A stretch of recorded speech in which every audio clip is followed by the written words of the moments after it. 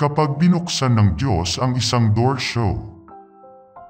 Kayong mga tamad, tingnan ninyo at pag-aralan ang pamumuhay ng mga langgam upang matuto kayo sa kanila. Kahit na walang namumuno at naguutos sa kanila, nag-iipon sila ng pagkain kapag tag-araw at panahon ng anihan, upang may makain sila pagdating ng tag-ulan. Ang Diyos ay gumagawa ng mga kamangha-manghang paraan upang buksan ang mga pinto para ipalaganap ang kanyang mensahe ng pag-ibig at pananampalataya sa buong mundo. At ang ating mga handog ay inilalaan upang matugunan ang mga pangangailangan ng mga bagong ministeryo.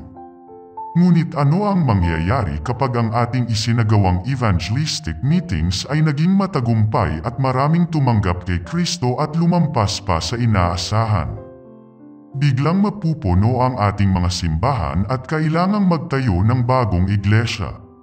Ngunit iyon ay nangangailangan ng malaking halaga, higit pa sa nakaplanong halaga na inilaan ng dibisyon bago pa magsimula ang mga evangelistic meetings. Paano makapagbibigay ang dibisyon ng mga simbahan na magiging tahanan ng mga bagong mananampalataya para lumago sa espiritual? Sa loob ng maraming taon, ang Adventist Church ay biniyayaan ng mga programa sa radyo at telebisyon na lumalaganap sa buong mundo. Ang mga bagong istasyon ay umuusbong sa buong mundo, at ang mga iba't ibang wika ay umaabot sa libu-libong bagong tagapakinig bawat taon. Ngunit ang pagpapalawak na ito ay nangangailangan ng mas maraming kagamitan, mas maraming kawani at mas maraming oras ng satellite.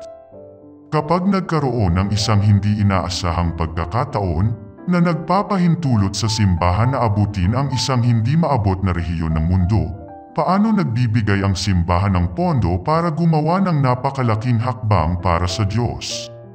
Hinimok ng Diyos ang simbahan na gumawa ng paraan upang maghanda para sa mga hindi inaasahang pangyayari sa pamamagitan ng pagtatatag ng isang pondo na may mga mapagkukunan na magagamit kapag ang mga hindi inaasahang pagpapala ay dumating sa mga tao ng Diyos.